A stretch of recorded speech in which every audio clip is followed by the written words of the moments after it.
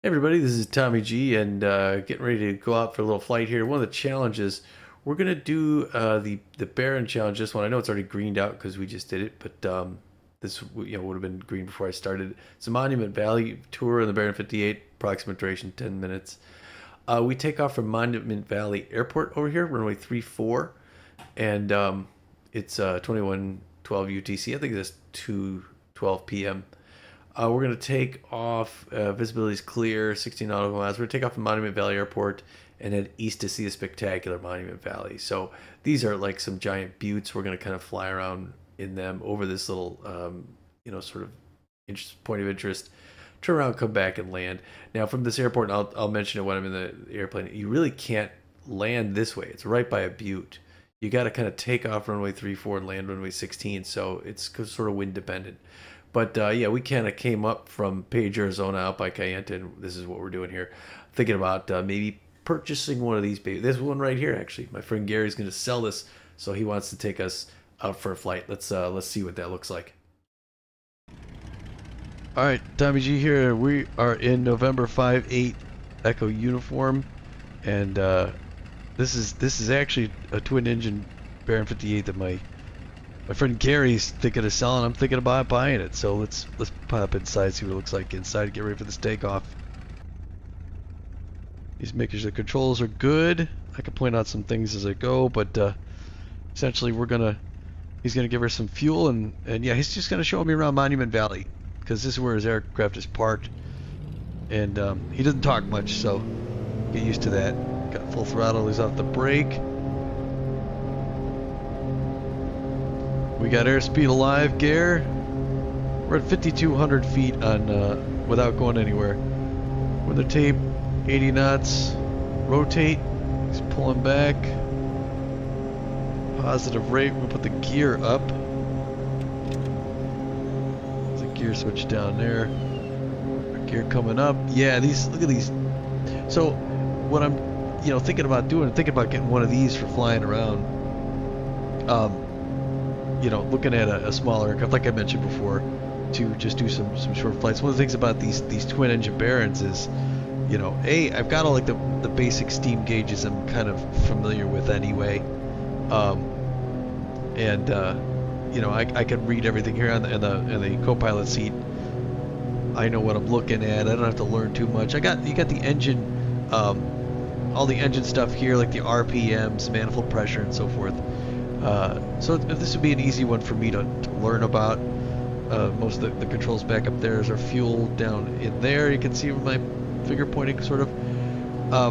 Just to let you know what we're doing. Gary's taking a left. We're going to fly a left hook out past the airport and then head out over past the monuments and come on back. Right, Gary?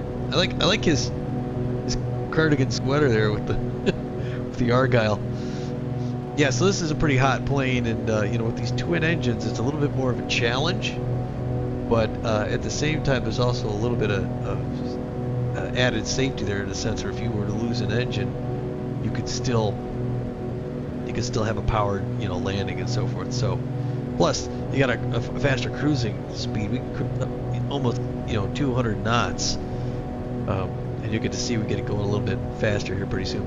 But yeah, so we're taking out over this airport. The curious thing about this airport, Monument Valley, is it's really best for low winds because you really can't make an approach from the south here. We're flying. What's our heading? Yeah, we're heading about 8 now. So it's just too steep. You have the the rock, the formation walls there just south of the strip. You couldn't dive into that very easy. So you take off and land in opposite directions usually. So when it's a low wind situation like it is today, that's ideal for the trip. So anyway, I'm looking at this Baron. If I turn around and look in the back seat, it's got a real nice layout back there.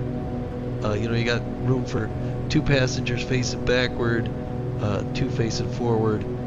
So you can have 4 guests back there, plenty of cup holders and good sound and everything, and it's a nice comfortable ride, flies fast, so this would be a good aircraft to do some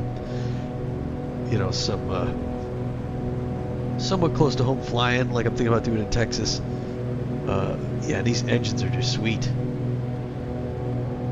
I love it. little air window here before we take off. And this thing just flies so much faster than 172, what I'm used to. So I got my map out so you can kind of see what we're doing. We're going to make an S-turn between some of these monuments. So Gary's got us pitched about a standard rate turn, a little steeper than standard. Trying to find us level. And we're going to go in. There's like a little, there's a bit of a resort area there, or a sort of a stop here. We're in the Red Desert in southeastern Utah. And that's where you would go if you wanted to, drive out there with your RV and such, and take a look at some of the buttes out here in southeastern Utah. Beautiful state, and really fun to fly over. So we're going to S-curve around, and this is what you're used to seeing like on postcards and whatnot. Some of these buttes just sticking up. My understanding is this was all an ancient seabed, because when we went out with family to Utah years back, we took a couple tours where they were telling us about how this all formed. And I think, it was an ancient seabed from all the way out from Texas up through here. And I want to say it was like only 150 or so feet deep. So it was kind of a shallow sea. And then it retreated over the course of time, leaving a bunch of salt. And then it came back, retreated, came back, and retreated. Did that several times, and each time it left salt. I thought they said it was like a 300 or 400 foot layer of salt after the last retreat. And so the red dust and dirt sort of, I'm forgetting it, but if you go out there to Utah, they'll tell you about it. The red dust and dirt sort of settled, and then the salt eroded, and that's what sort of collapses. So the land raised up here, because it's, like I said, it's about a mile high down there at the airport. And the salt eroded underneath it, which left these formations kind of sticking up, the red clay dirt. So it's really interesting. You got to go out there sometime and check it out. If you look on out here, there's some more of the scenery that you would see. The Grand Canyon's further south and back that way, back by Page. We drove out from Kayenta. This way we came to the north and east. And we're almost to the end of the route there, as you can see it. So we're going to turn around here. Gary's going to put us in a standard to sharp turn to the left. Like I said, fuel down here. You've got manifold pressure on both engines. It's good right now. It's about 20. Your RPMs, we're at 2,400. We could probably be a little bit lower. Fuel flow right here. So if we're setting the fuel flow is kind of low. We actually probably should have leaned it a little bit. The temperature on your engine's 200, it goes max 250. Oil temperature pressure here. Oh, no, I'm sorry. Oil temperature over here, oil pressure over here.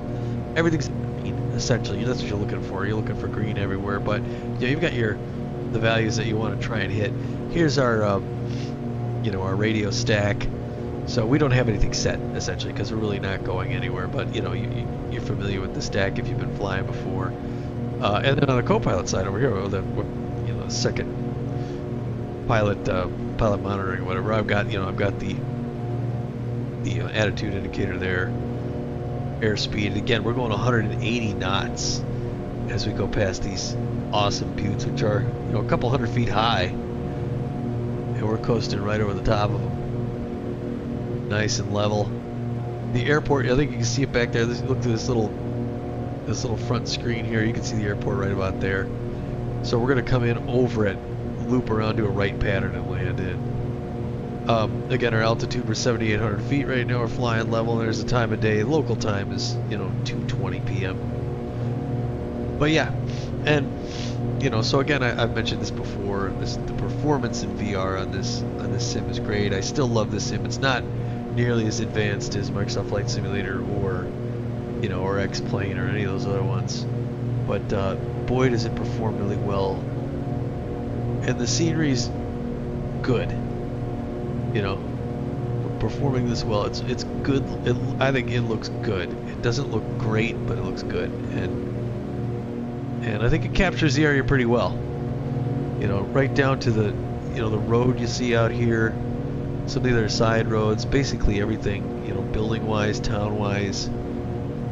is captured there because it uses maps and it populates it when they put the buildings up there. Because at the end of that little road under a wing, let's see if we go external for a minute, we can take a better look. Yeah, so that little service road down there, there's actually, you know, I don't know, a ranch out there or whatever. And you can see they're captured on the map, and sometimes they put the buildings in, but that's I think that's pretty much satellite accurate. It's a little lower res than, you know, than you're used to in some of the other sims, but as far as representation goes, it's pretty accurate. So yeah, now we're crossing about 190 knots right over the airfield, and it looks like there's a couple water reservoirs down there as well. We're gonna make our turn on the downwind right now. I think we're gonna pull back on the throttle and change the RPMs to set ourselves for an approach. We gotta slow way down. So I'm sorry, I'm all stuffy as usual. Pulled the throttle back, but puts the RPMs forward because we're supposed to be high RPM on landing, but we're gonna pull them down just a little bit to cut on some of that level. You can see here down to 160. I think 157 is I believe the slowest speed you can go for flap setting 1.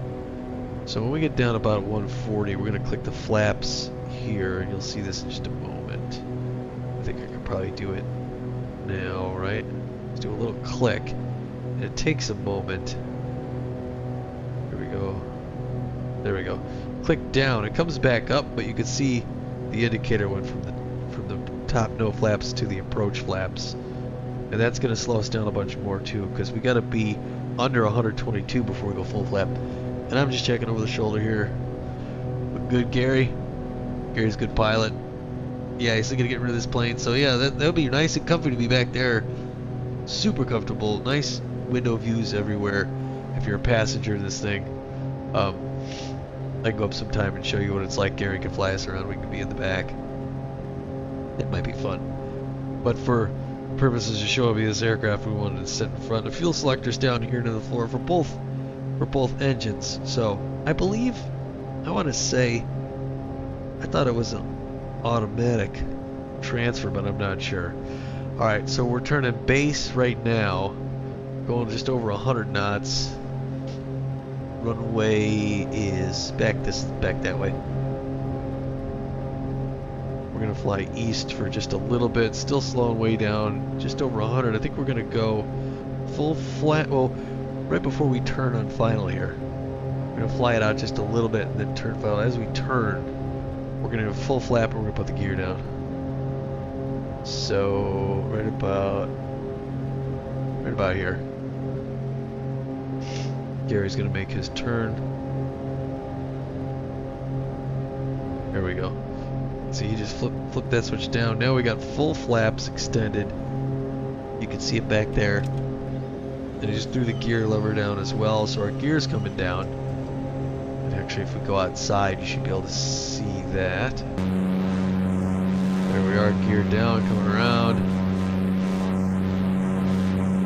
Let's get a couple extra views. Here's some other views of the aircraft as we turn on final. Under the fuselage, up on the tail, port wing. There's Gary behind the controls. Starboard wing, you can't see me because I'm out here. There's a long distance back, a little closer in. And this is the one we were showing you before. Then we pop inside. Alright, here we are on final. Gary's got us lined up. Looks like a nice approach. We're a little high. Coming in a little bit steep. You can see we're about 1,000 foot per minute. But he's pulling way back on the throttle. We're in just under 100 knots. He's trying to get us down a little bit.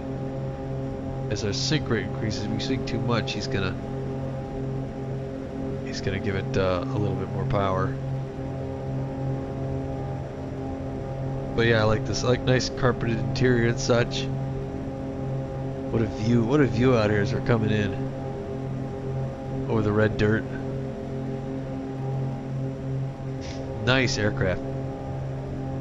Yeah, retractable gear is another big thing, you know. It's something else you have to, you know, work with, but these Baron 58s are nice airplanes. Nice looking approach. Still, like I said, a little bit steep, almost 1,000 feet. Now we're going to start to level it out a little bit. We're close to the tape there, was showing us about our flare speed. And we're there now, so we're sinking a little bit. You can see us coming down, so we're going to give it a little bit more power. Try and maintain it right here at about 90 knots. And now we're coming up on the threshold pretty quick, so we're going to flare up right here. Nose up. There we go. A little hard on the main gear, but work on the rudders to try and make sure we stay down the line. We're a little left. We got to bring up the flaps here. A little bit distracted by the flaps. But yeah, look at this. Look at the surrounding scenery. You got this little sort of a resort back here, and a kind of a touristy town at the bottom of these bluffs. But you can see you can't come in. You can't come in from the south over this. There's just no way. You have to approach it from the north. And because of that, you could really only fly in great conditions, which it is today, which is why we're going up. So we're going to turn around here, park over by that 172. Looks like there's some other pilots about to go up, talking about this. And they also have, as you can see, helicopter tourists here to fly around. But so anyway, thanks for joining us out in Monument Valley. We'll call it quits here, and maybe we'll get one of these and fly it around. Until next time, this is Tommy G, and here's the other people hanging out. Take it easy. We'll catch you next time. Bye now.